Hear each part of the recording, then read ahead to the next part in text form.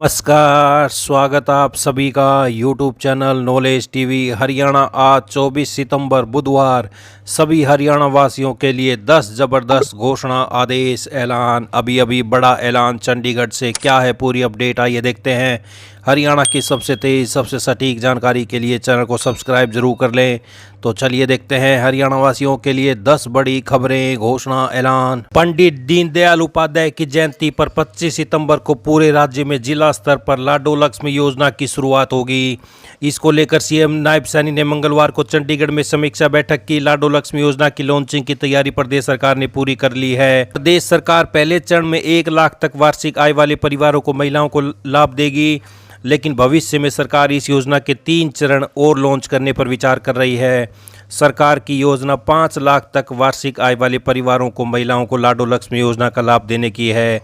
केंद्रीय राज्य मंत्री राव इंद्रजीत जी को छोड़ बाकी सभी मंत्रियों की योजना लॉन्च करने की ड्यूटी लगाई गई है। स्वास्थ्य मंत्री आरती राव को महेंद्रगढ़ नारनौल की जिम्मेदारी दी गई है। केंद्रीय मंत्री मनोहर लाल करनाल और केंद्रीय राज्य मंत्री कृष्णपाल गुर्जर फरीदाबाद जिले में कार्यक्रमों में शामिल होंगे। योजना का पोर्टल लॉन्च होने के बाद आवेदन प्रक्रिया शुरू हो जाएगी। हरियाणा दिवस पर 1 नवंबर को महिलाओं के खाते में पहली बार 2100 रुपये आएंगे, फिर हर महीने राशि आएगी। पहले चरण में सरकार ने 1 लाख रुपये तक वार्षिक आय वाले परिवारों को 23 से 60 साल की महिलाओं को 2100 रुपये महीने देने के लिए चयनित किया है। प्रदेश सरकार योजना के लिए 3 चरण और जारी करने पर विचार कर रही है। दूसरे चरण में 1,80,000 वार्षिक आय तक आय वाली परिवारों की महिलाएं शामिल होंगी। तो ये बड़ी अपडेट सामने आ रही है। कल होगी लाडो लक्ष्मी योजना की लॉन्चिंग। 5 लाख रुपए तक की आय वाले परिवारों की लाडो को भी लक्ष्मी देने की तैयारी। तो धीरे धीरे 5 लाख वार्षिक आय वाले परिवारों को लाडो लक्ष्मी योजना की लाभ देने की तैयारी है। 1 लाख से 1,80,000 रुपये वार्षिक तक की आय वाली महिलाओं को दूसरे चरण में होंगी शामिल। तो वहीं राज्य में 25 सितंबर को लॉन्च होने वाली दीनदयाल लाडो लक्ष्मी योजना की तैयारी पूरी कर ली गई है। मैसेज भी आने शुरू हो गए हैं। जी हां, पात्र महिलाओं को दीनदयाल लाडो लक्ष्मी योजना के लिए मैसेज आने शुरू हो गए हैं। अगर आप योजना का लाभ लेने के इच्छुक हैं तो अपना आधार नंबर, निवास प्रमाण पत्र एवं बैंक खाता संख्या तैयार रखें, जिससे आपकी आवेदन प्रक्रिया आसान हो सके। ये मैसेज में लिखा हुआ है। तो जिनके फ़ोन में ये मैसेज आया है वो लाडो लक्ष्मी योजना के लिए पात्र हैं। वो अपना आधार नंबर, हरियाणा निवासी प्रमाण पत्र और बैंक अकाउंट नंबर तैयार रखें। तो ये मैसेज आप देख सकते हैं। प्रिय दीनदयाल लाडो लक्ष्मी योजना का शुभारंभ माननीय मुख्यमंत्री श्री नायब सैनी जी द्वारा 25 सितंबर को किया जाएगा। आप इस योजना के लिए संभावित पात्र हैं, पाई गई हैं।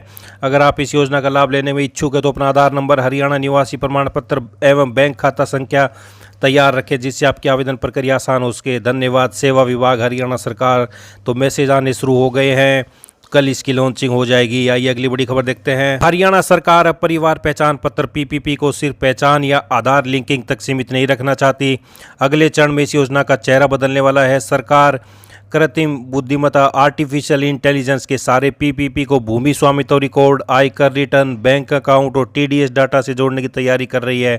इसका मकसद यह सुनिश्चित करना है कि सरकारी योजनाओं का लाभ उन्हीं तक पहुंचे जिन्हें वास्तव में इसकी ज़रूरत है। अभी तक पीपीपी केवल आधार और लाभार्थी परिवार के एक बैंक अकाउंट से जुड़ा होता है।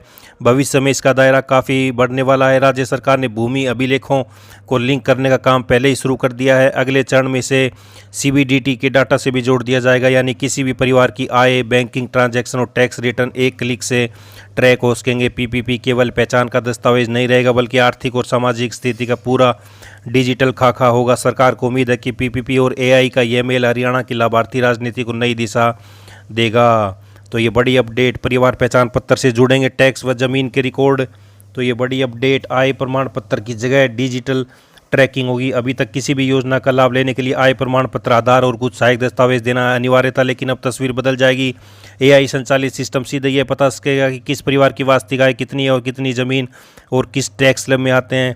एक अधिकारी ने बताया कि डिजिटल रिकॉर्ड पहले से सरकारी विभागों में मौजूद है। एआई उन्हें जोड़कर पात्रता का असली नक्शा खींच देगा। तो आय प्रमाण पत्र की जगह डिजिटल ट्रैकिंग होगी।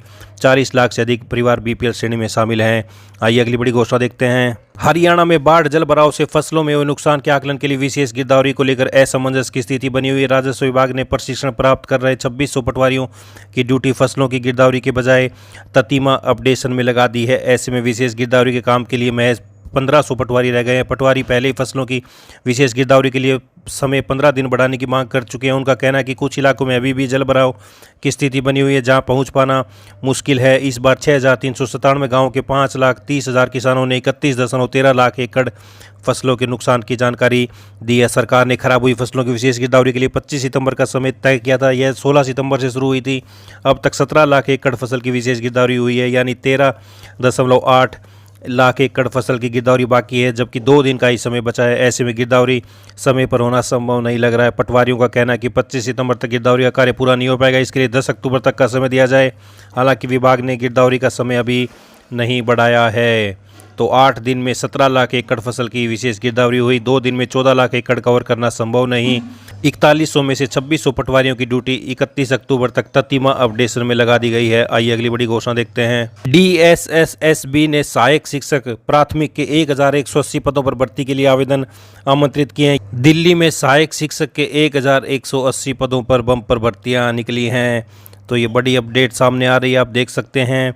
योग्यता न्यूनतम 50% अंकों के साथ 12वीं पास या समकक्ष योग्यता हो, प्रारंभिक शिक्षा में 2 वर्षीय डिप्लोमा किया हो या 4 वर्षीय bachelor of elementary education BEd की डिग्री हो या किसी भी विषय में स्नातक की डिग्री हो, प्रारंभिक शिक्षा में 2 वर्षीय डिप्लोमा किया हो, CBSE द्वारा आयोजित CTET उत्तीर्ण हो, माध्यमिक स्तर पर हिंदी, उर्दू, पंजाबी या अंग्रेजी विषय में उत्तीर्ण होना आवश्यक है। तो ऑनलाइन आवेदन करने की अंतिम तिथि 16 अक्टूबर 2025। DSSSB ने सहायक शिक्षक प्राथमिक के 1180 पदों पर भर्ती के लिए आवेदन आमंत्रित किए हैं। ज़्यादा वेबसाइट पर देख सकते हैं जानकारी के लिए। आइए अगली बड़ी घोषणा देखते हैं। CBSE ने 10वीं 12वीं की बोर्ड परीक्षाओं के नियमों में बड़ा बदलाव किया है। अब बोर्ड परीक्षा में बैठने के लिए छात्रों को न केवल 75% हाजिरी पूरी करनी होगी, बल्कि चुने गए विषयों की पढ़ाई लगातार 2 वर्षों तक अनिवार्य रूप से करनी होगी। आंतरिक मूल्यांकन में हिस्सा लेना भी जरूरी होगा। यह कदम राष्ट्रीय शिक्षा नीति 2020 के तहत शिक्षा की गुणवत्ता और छात्रों की गंभीरता बढ़ाने के उद्देश्य से उठाया गया है। तो ये बड़ी अपडेट। अब परीक्षा में बैठने के लिए 75% हाजिरी जरूरी होगी। आइए अगली बड़ी घोषणा देखते हैं। प्रदेश के राजकीय सीनियर सेकेंडरी व मिडिल स्कूलों में डिजिटल बोर्ड का प्रयोग अनिवार्य किया गया है। शिक्षा विभाग ने इसके लिए सभी स्कूल मुख्यालयों को आदेश जारी किए हैं। अगर किसी स्कूल में डिजिटल बोर्ड का प्रयोग नहीं किया जा रहा होगा तो स्कूल मुखिया व क्लास इंचार्ज की जवाबदेही तय किया जाएगी। तो शिक्षा विभाग ने समीक्षा की तो कई स्कूलों में बनते डिजिटल बोर्ड स्कूलों में अब डिजिटल बोर्ड का प्रयोग अनिवार्य कर दिया गया है। प्रयोग नहीं होने पर स्कूल मुखिया होंगे जिम्मेदार।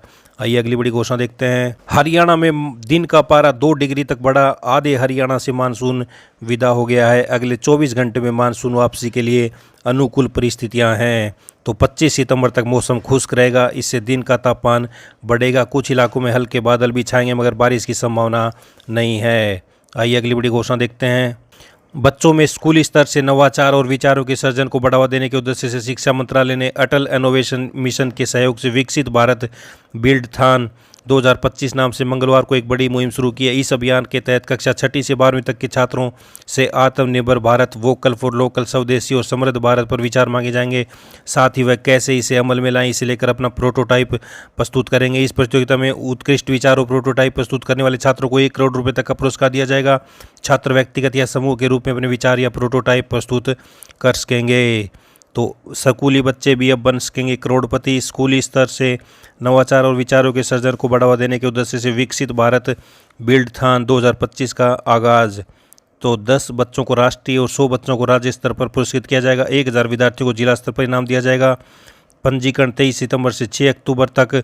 स्कूलों के स्तर पर तैयारी 6 अक्टूबर से 13 अक्टूबर तक। मुख्य आयोजन 13 अक्टूबर को 2 घंटे का लाइव इनोवेशन इवेंट होगा। विचार व प्रोटोटाइप जमा करने होंगे 13 से 31 अक्टूबर तक। मूल्यांकन 1 नवंबर से 31 दिसंबर तक। परिणाम जनवरी 2026 में घोषित होगा।